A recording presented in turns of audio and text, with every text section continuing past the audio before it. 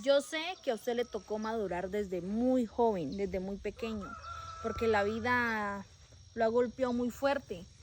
Y desde joven le tocó madrugar fuertemente a trabajar por usted y por su familia. Pero ¿sabe algo? Eso es lo que yo más admiro de ti.